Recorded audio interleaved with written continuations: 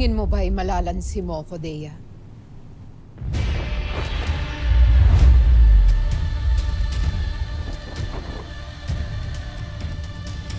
Sa tingin mo ba hindi ko pagtatakhan ng huwad mong paghingi ng tawad? At sa tingin mo ba, may nilahok ka man o wala sa tsayhang handog-handugan mo, ay tunay ko tong iinumin?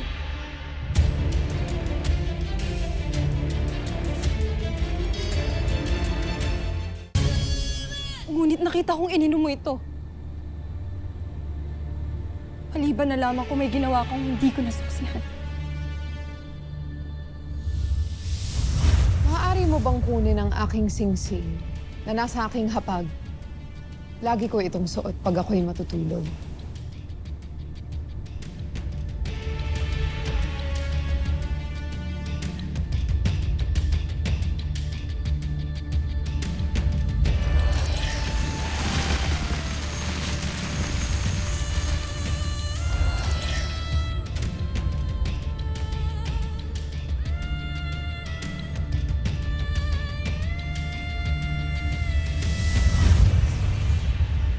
Ay, lakas ng loob mong nakawin ang aking setro.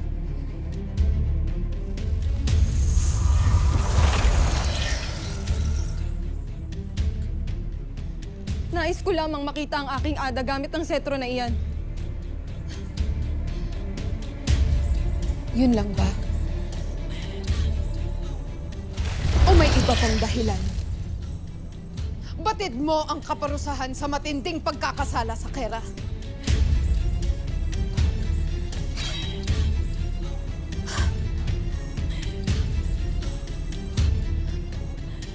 Vlar Shikelar Dea. Bitawan niyo ako! Bitawan niyo ako! Bitawan niyo ako!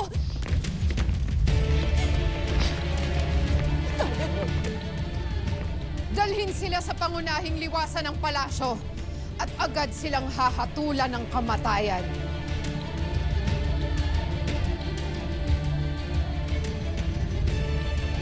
Bitiwan niyo ako! Bitiwan niyo ako! Pakiusap, pero Mitena! Pakiusap! Gusto ko lang makita ang aking ada! Bitiwan niyo ako!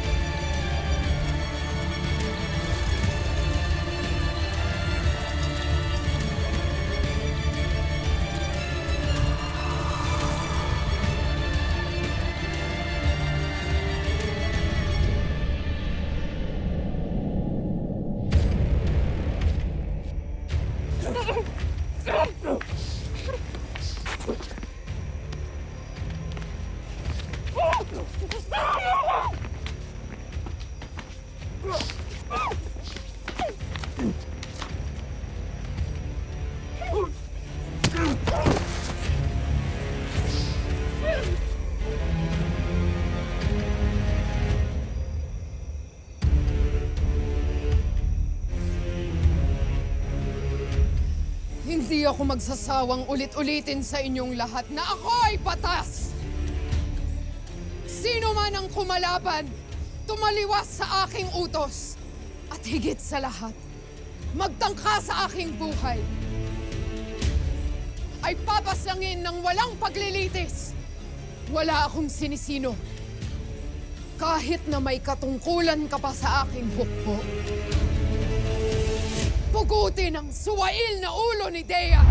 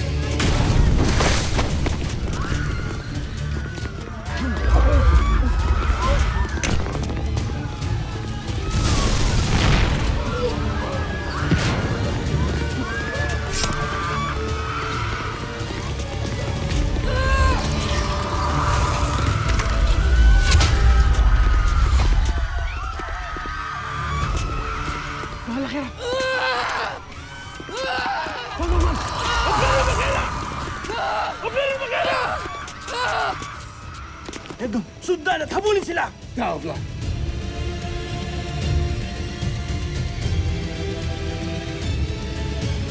Nais kong tiyakin ang inyong katapatan sa akin. Ang mga bunga ng saplas na iyan ay hinaluan ng sangkap na siyang huhusga sa inyo kung kayo ay tapat o taksil sa inyong kera.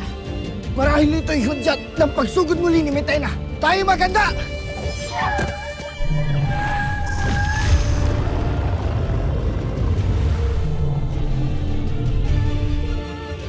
Hindi ko nais makipaglaban kanino man sa inyo. Sertori!